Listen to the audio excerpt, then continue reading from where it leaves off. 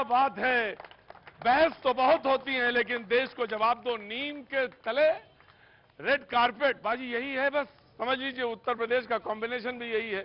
नीम का तला होगा लेकिन रेड कारपेट जरूर बिछा होगा, और इसी रेड कारपेट में तमाम महानुभावों के साथ बातचीत। जय हो जय हो जय हो जय हो जय हो। तो जय हो के बीच में काफिला शुरू होता है और देश को जवाब दो में नेताओं से तारुफ का वक्त हुआ चलता है। तो पहले हम तारुफ कराएंगे, लेकिन फिर इसके बाद सवाल का दौर होगा। और देश क्या पूछना चाहता है ये आप सबको मालूम है। क्या देश पूछना चाहता है साहब? देश क्या जवाब चाहता है और क्या चाहता है? खड़े हुए साहब जी, शुक्रिया। देश ये चाहता है कि नौजवानों को रोजगार मिला, ये सब आप पूछना चाहता है जी। तो ये मुद्दा सबसे बड़ा है। मुझे यही लगता है नौजवानों के लिए यही मुद्दा होगा। मुद्दा यही होगा जी। मुद्दा होगा राष्ट्रवाद, ओए! मुद्दा होगा देशभक्ति में अंतर, मुद्दा होगा देशभक्ति और राष्ट्रवाद में अंतर। हमारे लिए राष्ट्रवाद, हाँ। हमारे लिए राष्ट्रवाद है कि भारत माता के खिलाफ एक शब्द नहीं सुन सकते। हम पाकिस्तान को सिर्फ घर में घुस के मारने की बात करेंगे, लेकिन देशभक्ति का सवाल आप पूछिए। और आपने कहा कि रोजगार सबसे बड़ा मुद्दा। बिल्कुल रोजगार है, बेरोजगार जी, देश के सामने सबसे बड़ा मुद्दा देश को बचाने का है। टुकड़े टुकड़े गैंग वालों से देश को बचाना है, आतंकवाद से बचाना है इस देश को। सबसे बड़ा खतरा इस देश के अंदर जो जिहादी पल रहे हैं उनसे बचाना है इस देश को। देश बचेगा तो रोजगार भी मिलेगा, देश बचेगा तो सब कुछ मिलेगा। जब देश ही नहीं बचेगा तो कहां मिलेगा? राष्ट्रवाद इस देश का सबसे बड़ा मुद्दा है। नौजवान ही जब नहीं बचेगा, बेरोजगार नौजवान डकैती डालेगा, चोरी करेगा, अपने घर को कैसे पालेगा? देश की सुरक्षा से बड़ा मुद्दा कोई दूसरा हो देश की सुरक्षा, रोजगार, देश देश देश शांति, शांति, अमन। देश और मोदी दोनों जरूरी है। हाँ? देश और मोदी दोनों जरूरी है। टाइट है मामला है। हाँ मैं पूछना चाह रहा हूँ हाँ इस सरकार से हाँ कि अजहर मकसूद के लिए जब पाकिस्तान पे इतना बड़ा हमला हुआ है, ये चीन पे कब हमला करे? कि वो अजहर मकसूद के पक्ष में चीन आ गया है, तो चीन पे कब हमला होगा ये बीजेपी बताए। बीजेपी बताए कि चीन पे हमला कब होगा। जैसे पाकिस्तान पे हमला हुआ है, ये चीन पे हमला कब कर रहे हैं, इसकी तारीख बताएं। क्या नाम हो गया आपका? जमशेद अहमद। जमशेद में फांस दियो तुम गुरु। बाप रे! तो देश को जवाब दो। तमाम नौजवान बैठे हैं और गजब गजब रंगीन बैठे हैं यार तुम लोग आज तो लखनऊ में बहस का आगाज करते हैं और सामने जो हमारे मेहमान मौजूद हैं उनसे तारुफ कराते हैं। जी, राकेश त्रिपाठी बीजेपी का पक्ष रखने के लिए, सुरेंद्र राजपूत कांग्रेस का पक्ष रखने के लिए और अनुराग भदौरिया समाजवादी पार्टी का पक्ष रखने के लिए। तो कहा कि राष्ट्रवाद सबसे बड़ा मुद्दा होगा। हम मुद्दे पे आए, उसके बाद आगे बढ़े, लेकिन जो नौजवान पूछना चाहते हैं उसी पे हम सबसे पहले आगाज करते हैं। बिल्कुल, नौजवानों को क्या चाहिए? हाँ बिल्कुल, 2014 में आपको स्पीच याद होगी।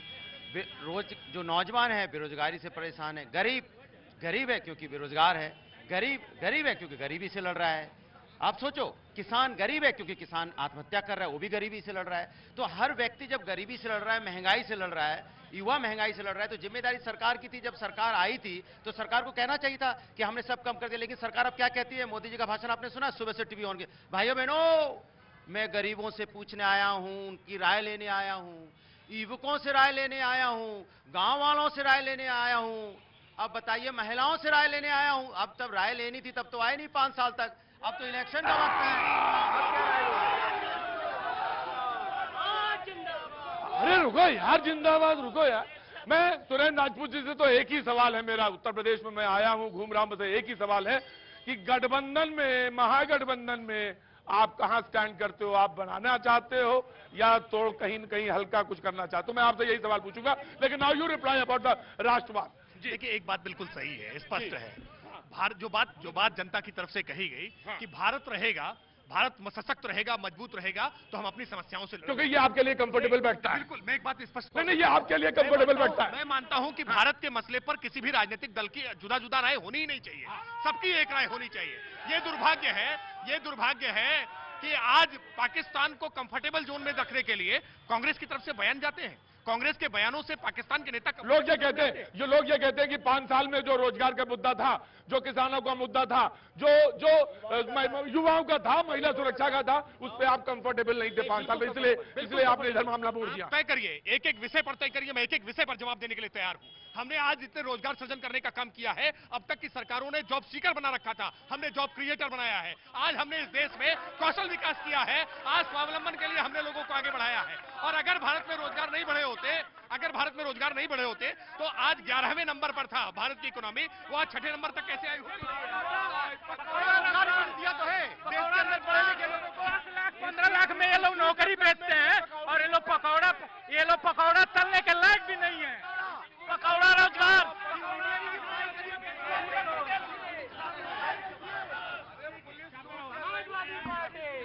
सर देखिए, 2014 में ये बात कर रहे थे बेरोजगारी की, भ्रष्टाचार की। सरकार बनते ही आपकी सरकार ने 3 तलाक और गाय गोबर में राजनीति करने लगे।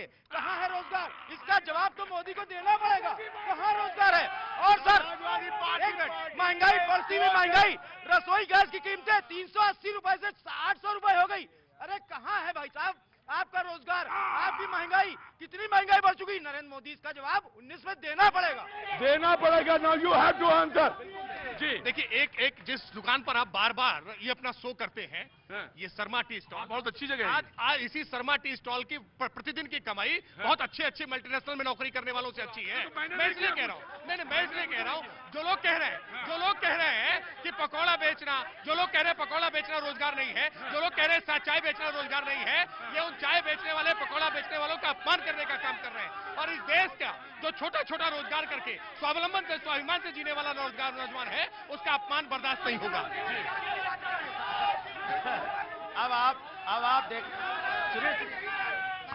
ये ईमानदारी की कमाई है, भ्रष्टाचार की कमाई नहीं है। हम पकौड़ा बेचेंगे गर्व से, लेकिन घोटाला नहीं करेंगे, भ्रष्टाचार नहीं करेंगे। हमें ये गर्व है, लेकिन ये घोटालों बाजू पर गर्व नहीं है, ये दलाली नहीं है। सवाल जिन लोगों ने देश पे राज किया है उनसे भी पूछना पड़ेगा। सुरेन जी, नाउ यू आर जिन लोगों ने राज किया है उनको भी जवाब देना पड़ेगा। उत्तर प्रदेश में समाजवादी और बसपा को ये देना पड़ेगा। 14 साल का गठबंधन इनका रहा है उत्तर प्रदेश में। हम भदौरिया जी से पूछना चाहते हैं, अखिलेश और बसपा की सरकार में कितने लोगों को रोजगार दिया गया? आज खुलासा करिए आप, कितने लोगों को रोजगार दिया आप लोगों ने घोटाले करने के अलावा? कितने लोगों को रोजगार दिया आप बताइए आज जनता को। सवाल यह है कि नाउ यू आंसर कि कितने लोगों को रोजगार दिया। लेकिन मैं आपसे छोटा सा जवाब चाहता हूं, लेकिन उसके बाद सुरेंद्र राजपूत जी, सबसे बड़ा सवाल आप ही पे है इस समय। आपको पता चल जाएगा कि भारतीय जनता पार्टी सरेआम कैसे झूठ बोलती है। आपने देखा होगा, सांसद ने विधायक पे जूते बरसाए, लेकिन एफआईआर हुई, एफआईआर अज्ञात के खिलाफ। आपको ही पता है कि संसद ने विधायक पे जूते मारे, लेकिन एफआईआर किसके खिलाफ है? अज्ञात के खिलाफ। ये योगी सरकार है, दिन दहाड़े आंखों में। और हमारी बात करते हैं, मैं इनसे पूछना चाहता हूं, 5 साल की सरकार हुआ है, 2.5 साल यहां हो गए, ये 5 काम नहीं गिना पाएंगे। गाय गोबर गंगा से शुरू हुए थे, गाय गोबर गंगा में पूरे हमारे उत्तर प्रदेश को बांधने की कोशिश करें। हमें ऐसा उत्तर प्रदेश नहीं चाहिए जिस उत्तर प्रदेश में दिन दहाड़े आप मर्डर करवा रहे हो। ऐसा उत्तर प्रदेश नहीं चाहिए जिसके घर में डकैतियां बढ़ गई हो। ऐसा उत्तर प्रदेश नहीं चाहिए जहां महिलाओं के रेप में विधायक फंस रहे हो। ऐसा उत्तर प्रदेश नहीं चाहिए जहां पे सांसद विधायक पे जूता बरसाता हो। अरे आज जिनको गोबर से घिन आने लगी, ये समाजवादी कहते हैं अपने आप को, यदुवंशी होने का दावा करते हैं, गोबर से इनको घिन आने लगी। गाय इस देश की संस्कृति में है, गाय इस देश की संस्कृति में है, और गाय से ही इकोनॉमी ठीक की जा सकती है। ये बहुत पुराने हमारे शास्त्रों से लिखा हुआ है। नाउ सुरेंद्र राजपूत जी, मुझे ये बताइए, आप सब लेट हिम आंसर, इनके ऊपर बड़ी रिस्पॉन्सिबिलिटी है। महागठबंधन बन रहा है, महागठबंधन बन क्या रहा है? बन गया है। फिर आप ये कहते हैं कि हम सहयोगी हैं, हम जब सरकार बनाने की तरफ आएंगे तो हम तय कर लेंगे अपना लीडर कौन है। लेकिन आप ये बताइए कि बहन जी को नाराज क्यों करते हैं आप? सबसे बड़ी खबर इसी पर है और इसी मुद्दे पर बात है आज, आप नाराज करते हैं। प्रतीक भाई, एक लाइन में जवाब देता हूं, ये जनता बैठी हुई है जी, ये जनता आपको अपने आप जवाब दे देगी गठबंधन हुआ है या नहीं है। मैं सिर्फ इतना बोलूंगा कि चौकीदार। ये सुरेंद्र जी, ये कौन सी बात हुई? ये सुरेंद्र जी, नो, सुरेंद्र जी, ना। मैं पूछना चाहता हूं सुरेंद्र जी, मैं सुरेंद्र जी आपसे पूछना चाहता हूं कि आपने ये बात क्यों कही? Why did you say this? मैं जवाब देता हूं। देखिए, बड़ी प्यारी सी बात है। आपने कहा गठबंधन, तो मैंने कहा देखिए जनता में गठबंधन है। मैंने सवाल पूछा, वही जवाब दीजिएगा सुरेंद्र जी। बहस उसी पर है आज, सिर्फ उसी पर। हाँ। हम बता रहे हैं ना कि जनता में गठबंधन है। राजनीतिक दलों में गठबंधन हो या न हो, गोडसे और गोवलकर-वादी विचारधारा के खिलाफ गांधीवादी, लोहियावादी और अंबेडकरवादी विचारधारा एक है और इन लोगों को जीतने नहीं देगी। चूंकि मैं बहन जी नाराज हैं, इसका जवाब दीजिए मुझे। नहीं, अगर आपको अगर देखिए, बहुत स्पष्ट रूप से मैं एक बात बता दूं आपसे, मायावती जी जो हैं उनका अपना रास्ता है, हमारा अपना रास्ता है, लेकिन दोनों लोग भारतीय जनता पार्टी से लड़ रहे हैं। सच्चाई ये है कि किसने कहा मायावती नाराज हैं, किसने कहा राहुल जी नाराज हैं, किसने कहा अखिलेश जी। आज अखिलेश जी का आप बयान देखिए, एएनआई में उन्होंने दिया, उन्होंने कहा नहीं ऐसी कोई बात नहीं है। सच्चाई ये है कि ये जो जनता में जो गठबंधन है, इसको फॉलो नेताओं को करना पड़ेगा। जनता के गठबंधन को नेताओं को फॉलो करना पड़ेगा। और मैं आपको एक बात बता दूं कि पूरे प्रदेश में भारतीय जनता पार्टी को अगर एक भी सीट मिल जाए, ये जनता है सामने और इस जनता को मालूम है किसे जिताना है। हम लोग फ्रंट फुट पर खेल रहे हैं, भारतीय जनता पार्टी की नाकामियों के खिलाफ खेल रहे हैं। भारतीय जनता पार्टी कैसे गोल पोस्ट चेंज करती है आप देखिए। आपको एक सीट भी मिल जाए तो, एक भी सीट मिल जाए नहीं सर, एक मिनट मैं आपको बता कर रहे हैं, ये अपील कर रहे हैं जनता से कि एक ही सीट मिल जाए कांग्रेस को। कोई बात, ये आपका अपना मत है, आपको कहना भी यही चाहिए। यहां पर आप देखें कि पिछले 5 सालों में गोल पोस्ट कैसे चेंज किए प्रतीक भाई। पहले कहते थे 15 लाख, फिर कहने लगे 2 करोड़ रुपए, 2 करोड़ रोजगार, फिर कहने लगे महिलाओं की सुरक्षा। आपको क्या महिला आरक्षण बिल उन्होंने पास किया? लोकपाल भ्रष्टाचार की गोल पोस्ट चेंज कर रही। आखिरी में जब कुछ नहीं मिला, हिंदू मुसलमान नहीं मिला, राम मंदिर नहीं मिला, बेरोजगारी नहीं मिली इनको, 370 नहीं मिली इनको, तो आज ये राष्ट्रवाद, छदम राष्ट्रवाद पे आ गए। राष्ट्रवाद किसके खून में नहीं है? आपके खून में नहीं है या मेरे खून में नहीं है? राष्ट्रवाद क्या राजनीति का मुद्दा है? देखिए, एक बात तो एक मिनट देखो भाई, एक मिनट बात, बैठो मैं पूछूंगा, लेकिन ऐसे नहीं। जनता का ही प्रोग्राम करता हूं, जनता के बीच में काम करता हूं, जनता का। रुके, आप अपना ब्लड प्रेशर ठीक करिए पहले। मैं बैठिए, मैं आ रहा हूं। सबके बीच में काम करता हूं, लेकिन ऐसे नहीं। आप अगर नारा लगाएंगे, जनाबे आली, अगर आप नारा लगाएंगे, आप भी कोई नारा नहीं लगाएगा, चुपचाप। Now you reply. देखिए, एक बात स्पष्ट है। देखिए, एक जनता के बीच में नारा है, हाँ, सपा बसपा कांग्रेस आई, चोर चोर मौसेरे भाई। तो ये गठबंधन करें या ना करें, एक बात तो तय है कि जो वोट मोदी जी को नहीं होगा, वो वोट कांग्रेस को ही जाएगा। वो वोट सपा को डालें। क्या करते हो तुम? क्या करते हो भाई? लखनऊ है ना ये शहर, लखनऊ तो है ना। बात तो सुनता है। जी ना करो, जनता जवाब देगी, मिलेगा। चुपचाप रहो। बहस ध्यान से सुनो, बहस ध्यान से सुनिए। नीचे मैं तुम्हें इतनी जोर भगाऊंगा यहां से कि मैं तुमसे कह रहा हूं ना, चुप रहो। जी देखिए, वोट अच्छा क्या करते हैं आप? वोट चाहे सपा को जाए, चाहे बसपा को जाए, चाहे आरएलडी को जाए, वोट तो अल्टीमेटली कांग्रेस को ही जाएगा, क्योंकि बड़े कैनवास में तो कांग्रेस के साथ ही खड़े हैं ये लोग। और देश ने देखा है कि यूपीए की सरकार चलाते समय सपा बसपा कैसे बैसाखी देती थी और देश में 2G स्पेक्ट्रम से लेकर के जल थल नभ हर जगह घोटाला कर दिया।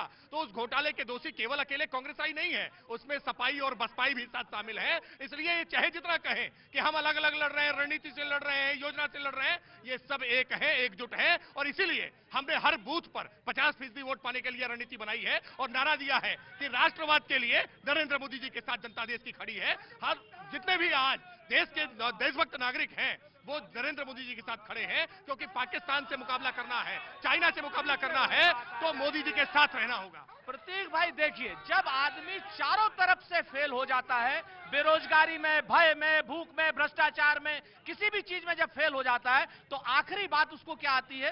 कहती है राष्ट्रवाद। भाई कौन राष्ट्रवाद नहीं है, कौन राष्ट्रवादी नहीं है? प्रधानमंत्री से सवाल पूछना क्या राष्ट्रवाद राष्ट्रद्रोह की परिभाषा में? एक पाकिस्तान के जो 2 पाकिस्तान करे, वो राष्ट्रद्रोही, और जो पाकिस्तान को अपने हित बेच करके आए, आईएसआई को पठानकोट में लाए, वो राष्ट्रभक्त। सर्जिकल स्ट्राइक पर जो सबूत मांगते हैं वो राष्ट्रद्रोही हैं, जो एयर स्ट्राइक के सबूत मांगते हैं वो राष्ट्रद्रोही हैं, और जिनके भाषण पाकिस्तान की संसद में घुसते हैं वो राष्ट्रद्रोही हैं। नरेंद्र मोदी है, नरेंद्र मोदी है, नरेंद्र मोदी के भाषण पाकिस्तान की संसद में घुसते हैं। अब आपने सुन लिया, आपने बीजेपी को सुन लिया। बीजेपी वही आलाप गा रही है जो 2014 में गाती थी, 2G, 3G, 4G, ये 2014 में भी गा रहे थे। 2014 में जिस करप्शन की बात कर रहे थे, उस करप्शन की बात 2019 में भी कर रहे हैं। सोचो, 5 साल तक ये लूट घसोट करते रहे और वही बात कर रहे हैं 2014 में कर रहे थे। 2G हुआ था, 3G हुआ, कोयला हुआ। अरे भैया 5 साल थी, जेल में डाल देते सबको, क्यों नहीं जेल में डाला? क्या मिल गए थे? क्या ले लिया था उनसे? लेन देन कर लिया था क्या? अब इलेक्शन का वक्त आया है, तब आगे फिर दोबारा से गाने के लिए कि ये हुआ। अरे राफेल में इतने ईमानदार थे तो आप यहाँ पे करवा देते। आप पार्लियामेंट कमेटी बैठा के जेपी से करा देते, नहीं करा पाए, डर के भागते रहे इधर उधर। आप कुछ कहना चाह रहे थे? मेरा ये सवाल है भारतीय जनता पार्टी से कि भारतीय जनता पार्टी बोलती है कि सबका साथ सबका विकास। चकबंदी लेखपाल की भी वैकेंसी निकली थी, उसमें ओबीसी और एसटी की वैकेंसी 0 कर दी गई थी। उसके बाद सरकार ने उन वैकेंसियों को निरस्त कर दिया। चुनाव का दबाव के कारण ओबीसी और एसटी की वैकेंसी 0 करने के बाद उस वैकेंसी को कैंसिल कर दिया। इसका जवाब भारतीय जनता पार्टी दे। सर जी, समाजवादी पार्टी ने लखनऊ मेट्रो बनवाया, समाजवादी पार्टी ने उत्तर प्रदेश को उत्तम प्रदेश बनाया और पुराने लखनऊ को बदल दिया। समाजवादी पेंशन दी, रोजगार भत्ता दिया, कन्या विद्या धन दिया। योगी जी ने खाली फीता काटा और भारतीय जनता पार्टी योगी आदित्यनाथ जी ने क्या किया? ये बताया जाए। ये बताया जाए। रोजगार पे भी थोड़ा सा मेरा जो क्वेश्चन है सर, रोजगार पे जरूर। सर 60 साल के बदले 5 साल मांगे थे। 60 साल कांग्रेस ने ले लिए, 5 साल इन्होंने ले लिए। और जब मुद्दा आता है तो ये बात होती है कि आपके समय में इतने मरे, हमारे समय में इतने मरे। ये शहीदों के सर हैं यार, कोई क्रिकेट का स्कोर नहीं। आपके समय में इतने मरे, हमारे समय में इतने मरे। और हम आपको क्या नाम है? योगेश मिश्रा। 200 किलो आरडीएक्स कैसे आगे? क्या भारत इतना कमजोर है? आप आएंगे 40 ब्लास्ट करके चले जाएंगे? ये बताइए, मोदी जी 56 इंच वाले हैं, क्या भारत इतना कमजोर है? आप बता रहे 200 वो नहीं हुई, ये वैकेंसी नहीं हुई। आप बताइए 5 साल में क्या किया? आप अपना वचन पत्र दोहरा दीजिए बस। बीजेपी वचन पत्र बैठिए, मैं आऊंगा, बिल्कुल आऊंगा, मैं लूंगा। इधर कोई सवाल है? जी। देखिए, आपकी बहस शुरू हुई थी रोजगार से, और मुझे लगता है कि सबसे बड़ा मुद्दा वही है। Very good. और देश में आप असल में जब बात होती है रोजगार की, तो आदमी सोचता है सरकारी नौकरी मिल जाए हमको, बस हम कुर्सी पा जाएं, मेज पा जाएं, बैठ जाएं। रोजगार के लिए आप इंफ्रास्ट्रक्चर दीजिए। देश के युवाओं में उतनी ताकत है कि वो रोजगार पैदा कर लेंगे। सड़क ही नहीं है, चौराहे ही नहीं है, तो क्या करेंगे? लेकिन मुझे लगता है इस सरकार ने रोजगार के अवसर दिए हैं। आप छोटी छोटी बातों पर राजनीति इतनी बढ़ जाती है। जैसे चाय की दुकान की बात करिए, चाय की दुकान क्या रोजगार नहीं है? बिल्कुल है। आप जहां बैठे हैं, हजारों रुपए वो आदमी बांट दे रहा है। हजारों रुपए वो आदमी, शांत रहे एक मिनट, हजारों रुपए वो आदमी रोजगार के रूप में बांट दे रहा है। 20 लड़के यहाँ चाय दे रहे हैं क्योंकि यहाँ अवसर है, यहाँ चौराहा है, यहाँ हजारों लोग बैठते हैं। इंफ्रास्ट्रक्चर मेरे हिसाब से बड़ी चीज है। दूसरी बात, इस सरकार ने, चूंकि मैं अधिवक्ता हूँ, 5000 रुपए नए अधिवक्ताओं के लिए उन्होंने घोषित किया है पारितोषिक के रूप में। बहुत बड़ा कदम है, उनका बहुत बहुत साधुवाद। क्योंकि बहुत सारे ऐसे एक, अरे तू ही बोल रहा राजू, हम ही बोल रहा था अपन पूरा। अब तू हम ऊपर चाप दे, छुपा ला।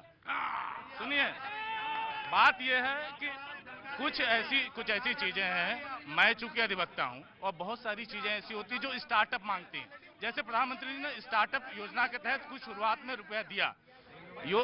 अब यदि कॉलेज ही ना होते तो हम पढ़ के निकलते कैसे? हाँ ठीक है, मैं बोल लूं।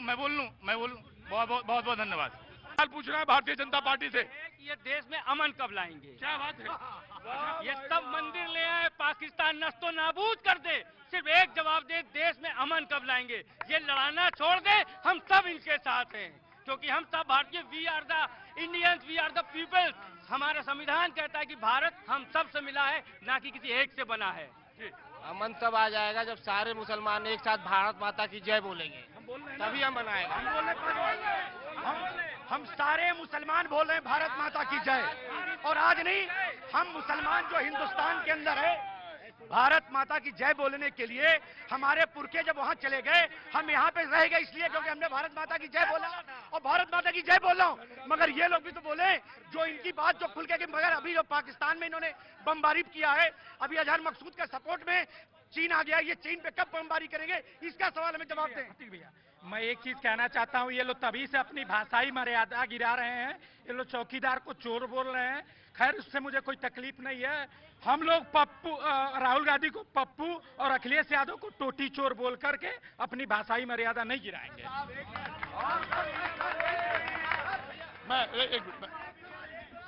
मेरा सवाल इनसे, जितने भी महागठबंधन पार्टी है उनसे सिर्फ एक चीज है कि इन्होंने अपना मौका क्यों तलाशा और क्यों महागठबंधन बनाया, अगर इन्होंने इतना ही काम किया था। सिर्फ इतना ही सवाल है। जो क्वेश्चन मुझसे पूछा, मैं इनसे पूछना चाहता हूं, हमारी इतनी चिंताएं बताइए कि आप इतना काम आपने कर दिया था तो बिहार में नीतीश कुमार के पैर क्यों दबा रहे हैं? इतना काम कर दिया था तो पंजाब में हम अकाली दल के पैर क्यों दबा रहे? इतना काम कर दिया था तो महाराष्ट्र में शिवसेना के पैर क्यों दबा रहे? इतना काम कर दिया था तो राजभर जी के क्यों तलवे चाट रहे हो? इतना काम कर दिया था तो अपना दल के पीछे क्यों जा रहे हो? भैया मैडम आओ आओ आओ आओ, कई सीटें ले जाओ। आप तो पैर छू छू के अपना गठबंधन 47 पार्टियों को बना रहे हो। रामविलास पासवान को चार्टर भेजते हैं, पासवान जी आइए भागिए मत, 6 सीटें भी ले लो, राज्यसभा भी ले लो, लेकिन हमारे साथ बने रहो। हमें सत्ता चाहिए भैया, सत्ता चाहिए, हमारे साथ रहो। सत्ता के अलावा कुछ नहीं चाहिए, सत्ता के अलावा कुछ नहीं चाहिए। देश भाड़ में जाता जाए, बेरोजगार फांसी लगा ले, किसान आत्महत्या कर ले, दादा सत्ता दे दो, हमें सत्ता दे दो। ये देखिए, मैं मानता हूं गठबंधन करना तलवे चाटना होता है, यही समाजवादी पार्टी मानती है। समाजवादी पार्टी इसका मतलब मायावती जी के तलवे चाट रही है। ये किस प्रकार की भाषा का प्रयोग कर रहे हैं? ये कैसी भाषा है? भारत इस प्रकार की भाषा, और लखनऊ तो तहजीब का शहर है, क्या लखनऊ में इस प्रकार की भाषा चलेगी? हल्ला बोल संस्कृति ने इसी प्रकार की भाषा का प्रयोग किया था, इसी नाते उत्तर प्रदेश की भली जनता ने इनको सत्ता से बाहर का रास्ता दिखाया है। उत्तर प्रदेश की जनता अच्छी भाषा समझती है। ये लखनऊ शहर है जिसने अटल जी को चुना है। अटल जी यहाँ से लगातार दिलों पर राज करते रहे हैं और उनकी भाषा के कसीदे विपक्ष के लोग भी पढ़ते रहे हैं। कम से कम भाषा की मर्यादा बनाए रखें। मैं एक बात निवेदन के साथ कह रहा हूँ, सपा और बसपा के बीच में जो गठबंधन हुआ है, सपा ने बसपा को आधा साफ कर दिया, बसपा ने सपा को आधा साफ कर दिया, बाकी जो बचा है उसको भाजपा साफ कर देगी। जी, जो बचा है उसको भाजपा साफ कर देगी। प्रतीक भाई, फिर से देख लीजिए आप कि देश में मुद्दे और प्रदेश में मुद्दे क्या हैं। आप तो लखनऊ सहित पूरे प्रदेश में घूम रहे हैं, गली गली में और खेत खेत में लोगों ने साणों का नाम, गोवंश के लोगों का नाम, अगर साण कहेंगे तो नाराज हो जाएंगे लोग, गोवंश के लोगों का नाम योगी और मोदी रख दिया और लेके लठ योगी को भी और मोदी को भी एक खेत से दूसरे खेत में दौड़ा रहे हैं। सुरेंद्र राजपूत, आपको हुआ क्या ये मैं नहीं जानता। What happened to you? पता नहीं मुझे क्या हुआ है आपको आज। मैं आपको बिल्कुल नहीं, आपको मैं बहुत अच्छी तरह जानता हूँ। इसमें ऐड कर दें, गाय को सुनो, गाय को माता बोलते थे, उनको रोड को छोड़ दिया। सुनिए, गंगा माँ के बेटा बन के आए थे, गंगा माँ साफ नहीं हुई तो गंगा माँ ने तय कर लिया बेटा दोबारा मत आना। ये उत्तर प्रदेश है, मैं यहाँ रहती हूँ, ये उत्तर प्रदेश है, मैं यहाँ रहती हूँ। अगर यहाँ आओगे तो डंडे से दौड़ाऊंगी, क्योंकि मैं सांप अभी भी नहीं हुई हूँ। अभी भी लोग मुझे पानी मेरा पीना नहीं चाहते। मैं आता हूँ। देखिए, मैं इसलिए कह रहा हूँ, समाजवादी पार्टी के लोग हल्ला बोल बोलते थे, बात ठीक थी, लेकिन जो यूपी में 7 पसंद किया था उसके कारण ये बीमारी लग गई है कांग्रेस को। दो बातें बड़ी स्पष्ट हैं प्रतीक भाई। Please please please please please आपको देखिए, देश के जो मुद्दे हैं उन मुद्दों की बात कीजिए, बेरोजगारी की बात कीजिए। 10 करोड़ रोजगार अगर मिल गए हों तो आप बात कर लीजिए। आप बात कर लीजिए सेना की सुरक्षा की। आप बात कर लीजिए कि सेना बोल रहे हैं 1 करोड़ मुझे जाना है, 2 मिनट। 130 करोड़ है डाटा में, सबको मैं आपको सेना को आप ठीक तरीके से अगर इक्विपमेंट दें तो हमारा समर्थन है। हम तो चाहते हैं कि पाकिस्तान को आप नेस्त नाबूद करें, आतंकवाद के एपिक सेंटर को खत्म करें। आज की डेट में आप इस चीज को देखिए, राफेल चोर लोग आज की डेट में बात करते हैं, आज की डेट में बात करते हैं किसान 37 से और 42% किसान की आत्महत्या की दर में वृद्धि हो रही है। आज की डेट में 10 करोड़ रोजगार अगर हो, फिर से मैं आपको बताऊं तो आप इस चीज को देखिए, मुख्य मुद्दों को शिखंडी की तरीके से पीछे करके ये लोग राष्ट्रवाद के पीछे क्यों छुप रहे हैं? राष्ट्रवाद कौन नहीं है? मुझे बहुत दुख है। इतने लंबे समय तक राजनीति करने वाली कांग्रेस पार्टी के प्रवक्ताओं की भाषा को क्या हो गया है? इनके नेताओं को क्या हो गया है? ये समाजवादी पार्टी के साथ तो चलता था, क्योंकि हल्ला बोल संस्कृति इनकी आ रही है। मेरा निवेदन है, आज 13 करोड़ लोगों को मुद्रा बैंक लोन हमने दिया है, 7 करोड़ लोगों को उज्ज्वला कनेक्शन हमने दिया है, आज हमने 34 करोड़ लोगों के खाते खुलवाने का काम हमने किया है। आज गांव गरीब किसान के लिए योजनाएं लेकर के नरेंद्र मोदी जी आए हैं, और जितना 55 साल में नहीं हुआ है उतना आज 55 महीने में देश में हुआ है। और इस नाते पीड़ा है, इस नाते आज चौर चोर मौसेरे भाई बने जा रहे हैं, इस नाते आज सपा बसपा कांग्रेस आई एक साथ। मैं आ रहा जी सर, मेरे घर वालों ने हम जैसे कहते हैं युवाओं को पढ़ाया है, और ये नरेंद्र मोदी और योगी आदित्यनाथ हम लोग का मजाक बनाते हैं क्या?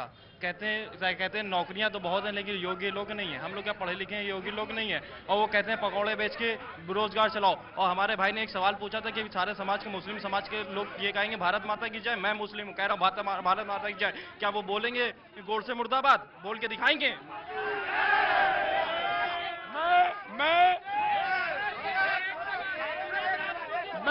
मैं एक मुसलमान हूं, मैं एक मुसलमान युवा हूं, हालांकि मैं बहस हिंदू मुसलमान पे नहीं करता।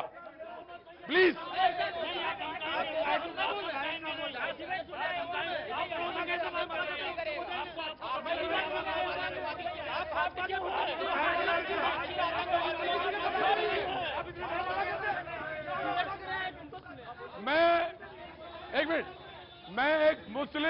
मैं एक मुस्लिम नौजवान हूं और मैं भारत माता की जय बोलता हूं। आप क्या गोडसे मुर्दाबाद बोलेंगे? ये नौजवान का सवाल है, ये नौजवान का सवाल है। मैं मानता हूं जो लोग भी गोडसे को हिंदू का प्रतिनिधि मानते हैं, जो लोग गोडसे को हिंदू, ऐसा मानसिक विकार है, ये मानसिक विकार है, ये मानसिक विकार है। मैं मानसिक विकार मानता हूं। अरे भैया गोडसे नहीं, आप सुन लीजिए, केवल गोडसे नहीं, अरे सुन लो, अरे आप सुन लीजिए, अरे सुनिए, मैं सुना रहा हूँ, सुनिए, मैं बता रहा हूँ, सुनिए। आप गोडसे ही नहीं, जितने लोगों ने जो भी हत्यारे हैं वो सारे हत्यारों की मुर्दाबाद, गोडसे भी मुर्दाबाद और सारे आतंकवादी मुर्दाबाद, सारे हत्यारे मुर्दाबाद, जितने भी हत्यारे वो सारे हत्यारे मुर्दाबाद, गोडसे ही नहीं, सारे आतंकवादी मुर्दाबाद। और आतंकवादियों को छोड़ने की पैरवी बंद करो, आतंकवादियों को छोड़ने की पैरवी बंद करो। ये बहुत दुर्भाग्यपूर्ण है, आतंकवादियों को छोड़ने की बात करने वाले। सरकार किसकी है? सरकार इनकी है। ये जहाज में बैठा के किसको छोड़ के आए थे? यही छोड़ के आए थे। अब ये इनके अच्छी तरह जानते होंगे। मैं इनसे एक बात पूछ सकता हूं, आप एक राफेल की फाइल नहीं संभाल पाते, रक्षा मंत्रालय एक फाइल नहीं संभाल पाता, चोरी हो जाती है, देश क्या संभालेंगे? इनसे देश नहीं संभलेगा। पहले इनसे कहो फाइल तो संभाल ले, देश क्या संभालेंगे? फाइल संभालिए। ये बहुत दुर्भाग्यपूर्ण है। राजनीति में गंभीर विषयों पर चर्चा होनी चाहिए। अगर राफेल की फाइल के फोटोकॉपी निकालना अगर देशद्रोहिता की श्रेणी में आते हैं, ये उनके पक्ष में खड़े। अरे फाइल वही रखिए जहां होनी चाहिए, फाइल रखिए, आप जानकारी इकट्ठा करो। ये फाइल है कोई टोटी नहीं है, फाइल है कोई टोटी नहीं है जो टोटी की तरह गायब हो जाएगी। गजब का शहर ये लखनऊ, और यहाँ के रहने वाले तो लाजवाब। जितना भी रहो, जहां भी रहो, अरे मुस्कुराइए क्योंकि आप लखनऊ में। देखिए, मुझे मालूम है ये चुनाव का समय है और बहस मेरे जैसे लोग फुटपाथ पे करते हैं। मुझे मालूम है ये लोग कहते हैं कि फुटपाथ पे तो बहुत मुश्किल होता होगा प्रतीक जी। कोई मुश्किल नहीं होता भैया जी, बिल्कुल मुश्किल नहीं है। आप अगर जनता से प्यार करते हैं और जनता आपसे मोहब्बत करती है तो बहुत आसान होता है। मेरे लिए ये जो है, इनके बगैर कोई बहस संभव नहीं है, कोई संभव नहीं इनके बगैर बहस। आज का जो देश को जवाब दो, इसी पे बात है, इसी मुद्दे पे बातचीत कर रहे हैं और यही बात कर रहे हैं लखनऊ में, इसी मुद्दे से जुड़ रहे हैं। कोई कुछ नहीं, चुपचाप मेरे सामने बैठे रहिए, चुपचाप सामने बैठे रहिए। अगर आपको इतना नागवार गुजर रहा है तो प्लीज मैं आपसे कहता हूं, आप ये डिबेट छोड़ दीजिए और प्लीज आप बैठे रहिए, चुपचाप बैठे रहिए, चुपचाप आप बैठिए। ठीक, मैं हूं आपके साथ, आप खड़े, आप बैठिए। नहीं, आपको कोई नहीं, मैं बैठा हूं, बिल्कुल नहीं। देखो नौजवान, मेरी बात समझो, चुपचाप बैठो।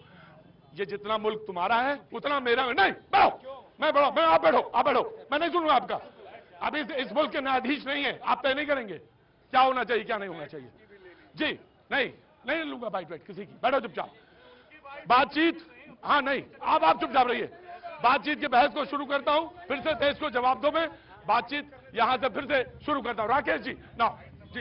नहीं, देखिए, मैं मानता हूं कि मुद्दों पर बात होनी चाहिए। आज हमने जो विकास के कार्य किए हैं, उन विकास के कार्यों पर प्रश्न पूछे, हम जवाब देने के लिए तैयार हैं। लेकिन मुद्दों विकास पर बात हो ना, आप झूठा अफवाह फैलाएंगे। राफेल की फाइलें चोरी हो गई हैं, ऐसा ऐसा क्यों नैरेटिव सेट कर रहे हैं? राफेल की फाइलें जहां थी वहीं सुरक्षित हैं। हाँ, राफेल की फाइलों की फोटोकॉपी करके गोपनीयता को भंग करने का काम किया गया है, और जिसने भी ऐसा किया है ये देशद्रोहिता की भावना है। अगर आप ऐसी कोई भी बातें जो राष्ट्रीय सुरक्षा के लिए जो गोपनीय रखना जरूरी है उसको अगर फलक पर लेकर आते हैं तो ये राजनीति नहीं है, ये देशद्रोहिता है, और ऐसी देशद्रोहिता पर आपत्ति होनी चाहिए। इन्होंने अभी बोला कि विकास के काम हमने किए, तो मैं इनसे हमेशा पूछता हूं कि आप 5 काम गिनाओ, हम तो एक सांस में आपको गिना देंगे। हमने मेट्रो बनाया, एक्सप्रेस बनाया, समाजवादी पेंशन दी, हमने बेरोजगारी भत्ता दिया, 100 डायल चलाया, 1090 चलाया, 50 जिलों को हमने 4 सड़क से जोड़ा। इन्होंने क्या किया? हमारे काम का उद्घाटन करते या हमारे काम का फीता काटते, यही हमारे काम का राम राम जपना, पराया काम अपना, ये इनका धंधा बन चुका है। रिवर व्यू फ्रंट इतना अच्छा बनाया, वहां पे जाके आपने भी डिबेट की होगी, और कल मैंने सुना है मुख्यमंत्री उप मुख्यमंत्री भी घूम घूम के बाद टहल टहल के डिबेट करेंगे। तो मैं उनसे पूछूंगा ये जगह किसने बनाई थी? आप सिर्फ फावड़ा लेके घूमते रहे 5 साल तक, कुछ हम निकाल लें, कहीं खोद लें। ये भारतीय जनता पार्टी के लोग समाज के अंदर में जाति धर्म की बात करके समाज को बांट के राजनीति करना चाहते हैं। हम विकास के नाम पे राजनीति करेंगे, इलेक्शन हार जाएंगे, कोई बात नहीं, करेंगे विकास के नाम की राजनीति। बहुत अच्छी बात। मैं आ रहा हूं। जाति के नाम पर ही जिसकी पार्टी बनी है, जाति के आधार पर ही आपने सारे नारे गढ़े हैं, जाति के आधार पर ही आपने गठबंधन किया है, और आप कह रहे हैं कि जाति की राजनीति नहीं होनी चाहिए। हम तो स्वागत कर रहे हैं, हमने नारा दिया सबका साथ सबका विकास, और नेताजी मुलायम सिंह यादव ने संसद में सर्टिफिकेट दिया कि मुलायम मोदी जी सबको साथ में लेकर के चलने में सफल हुए हैं। अरे नेताजी की बात नहीं मानना चाहते हैं? नेताजी को पार्टी से आपने अध्यक्ष पद से हटा दिया, कम से कम नेताजी की बातों का सम्मान तो रखिए। आपने कहा हमने पेंशन दी है, 30 लाख लोग ऐसे थे जो अपात्र थे, मरे हुए लोगों के नाम पर भी पेंशन खा जा रहे थे। गरीबों के नाम पर कितना पैसा खाओगे? रिवर फ्रंट की बात कर रहे हैं, रिवर फ्रंट में घोटाला हुआ है, लोकायुक्त की जांच से स्पष्ट हुआ है। स्मारक मामले में घोटाला हुआ है, लोकायुक्त की जांच से स्पष्ट हुआ है। ईडी की जांच हो रही है। नेत्रा में एक अफसर रहे हैं, मायावती जी के प्रमुख सचिव रहे, 300 करोड़ रुपए की इनकी संपत्ति प्राप्त हुई है। ऐसे ही भ्रष्ट नौकरशाहों के साथ गठबंधन करके सपा और बसपा के नेतृत्व ने करोड़ों करोड़ रुपए अंदर करने का काम किया है। 5 करोड़ के लैम्बोर्गिनी से आज के परिवार के लोग चलते हैं, इसका भी जवाब देखो। मैं सीधा सीधा इनसे जवाब दे रहा हूं। इन्होंने मुझसे क्वेश्चन पूछा, मैंने बोला इस देश की संस्कृति और संस्कार क्या है? माननीय मुलायम सिंह जी सदन में खड़े होते हैं, देश की संस्कृति और संस्कार के हिसाब से सीनियर वैज्ञानिक कहते हैं सब लोग जीत के आओ, हमारे दुश्मन भी जीत के आओ। मोदी जी हिम्मत नहीं जुटा पाए संस्कार रखने का कि सब लोग जीत के आओ। उन्होंने कह दिया सब लोग जीत के आओ, वही पकड़ लिया। अरे उन्होंने आशीर्वाद दे दिया, तब तक पवार साहब ने बोल दिया अरे पवार साहब ने ही बोल दिया। अरे भैया काम किया होता तो उनके आशीर्वाद जो संस्कार को आप ना अपने तरफ। लेकिन पवार साहब कहते हैं कि पार्टी तो बड़ी होगी, लेकिन मैं यही तो आपसे कह रहा हूं, हम दुश्मन की भी तारीफ करने का जिगरा रखते हैं। इनके डरपोक लोग हैं, ये सिर्फ सत्ता पाने के लिए, अपना सत्ता पाने के लिए कुछ भी करने, किसी भी हद तक जाने को तैयार है। मैं इनसे पूछना चाहता हूं, मुकुल राय सीबीआई में फंसा हुआ था, आपने बीजेपी में क्यों लिया? आपने नारायण राणे सीबीआई में फंसे थे, बीजेपी में क्यों लिया? यहाँ पे 5-5 एमएलसी आप लेके गए हो जिनके मकान बन रहे थे, बिल्डिंगें बन रही थी, आज क्यों नहीं टूट रही हो? क्योंकि बीजेपी शामिल हो जाए। जो बीजेपी में शामिल हो गया उसने गंगा नहा रही। मोदी जी याद रखिए, यही वही गंगा है जिसको आपने धोखा दिया है। गंगा मां इंतजार कर रही है, 5% भी आपने उनको साफ नहीं किया। दोबारा आप गंगा मां के गोदी में जाने की कोशिश कर रहे हो, गंगा मां अपने आंचल से आपको उठा के फेंक देंगी। जी, उत्तर प्रदेश में हर हफ्ते में 2 सांप्रदायिक दंगे होते थे। उत्तर प्रदेश का कोई जिला ऐसा नहीं था जहां सांप्रदायिक दंगे नहीं होते थे। आज योगी आदित्यनाथ जी की सरकार बनने के बाद हमने सांप्रदायिक दंगों को उत्तर प्रदेश से पूरी तरह से मुक्त किया है। और हिंदू और मुसलमान कोई भी हो, अगर दंगा होता है तो घर हिंदू के भी जलते हैं, घर मुसलमान के भी जलते हैं। आज हमने सांप्रदायिक दंगे को रोका है तो आज इन्वेस्टमेंट आ रहा है। आज उत्तर प्रदेश में इन्वेस्टर समिट हो रही है, करोड़ों रुपए के इन्वेस्टमेंट आ रहे हैं, और इसी इन्वेस्टमेंट से रोजगार सृजन हो रहा है। इसी इन्वेस्टमेंट से आज उत्तर प्रदेश के लोगों के चेहरे पर खुशहाली आ रही है। आज हमने उत्तर प्रदेश में चाहे किसानों का गेहूं हो चाहे किसानों का धान हो, हमने खरीद करके उनके खाते में राशि पहुंचाने का काम किया। इन्होंने बोला 4.5 लाख करोड़ इन्वेस्टमेंट हुआ। कहां हुआ भैया? 200 करोड़ रुपया आपने खाली वो चाइनीज लाइट लगाने में खर्च कर दिया, इन्वेस्टमेंट कहीं है ही नहीं। यही तो इनको झूठ बोलते हैं। फिर इन्होंने क्या बोला? अभी भी क्या बोला? दूसरा बता दो अपने मुंह से। और क्या बोला? तो हम जवाब क्या? स्मृति लोप हो गया, इतनी स्थिति खराब हो गई, इतनी स्थिति खराब हो गई आपकी। क्योंकि ये लोग हैं झूठ बोलने के बाद याद भी नहीं है क्या पूछा है, याद नहीं है। नहीं सुनो, नहीं याद है, मैं बता रहा हूँ। बता देंगे। इन्वेस्टमेंट बोला, आप भूल गए हैं कि गेस्ट हाउस 1995 में गेस्ट हाउस बना था कि नहीं बना था? आप भूल गए हैं, आप भूल गए हैं। जवाब दे रहा हूँ, जवाब अब मैं जवाब दे दूं। इन्होंने इन्वेस्टमेंट की बात की, जो आपने देख लिया कि धरातल पे कुछ नहीं है। इन्होंने करप्शन की बात की, अच्छी तरह पता है 30,000 करोड़ राफेल के कहां है, इन्हीं को पता होगा। उत्तर प्रदेश के डेवलपमेंट की इन्होंने बात की। मैं इनसे पूछना चाहता हूं, 2.5 साल हो गए, 2.5 साल में एक काम बता दो। सिर्फ योजनाएं पेपरों पे हैं, पेपरों पे है, धरातल पे नहीं है। धरातल पे हमने 22 महीने में एक्सप्रेस वे बना के उद्घाटन कर दिया था। इन्हें तो 2.5 साल हो गए। एक 100 मीटर रोड भी नहीं बना पाए। राजनाथ सिंह पता नहीं कितने साल से आउटर रिंग रोड बना रहे हैं, सालों गुजर गए, 5 साल सरकार। मुझे मालूम है, ऑफकोर्स आप पूछ चुके हैं, दूसरे को मौका दीजिए। 12 अरब के लैपटॉप बताइए कहां गए? 700 करोड़ रुपए की पंजीरी बगैर टेंडर के आप लोगों ने खा ली, आप बताइए ना। और आपके अखिलेश यादव जी कहते हैं कि जेपीसी हमें नहीं चाहिए, आप राफेल पे क्यों घड़ियाली आंसू बहा रहे महादेव? आप बताइए। अखिलेश यादव कहते हैं जेपीसी हमें नहीं चाहिए, हम नहीं राहुल गांधी के साथ में। ये आपकी नूरा कुश्ती क्या है? आपकी बताइए। प्रत्येक भाई, मुझे सिर्फ एक बात का जवाब चाहिए, सिर्फ और सिर्फ एक।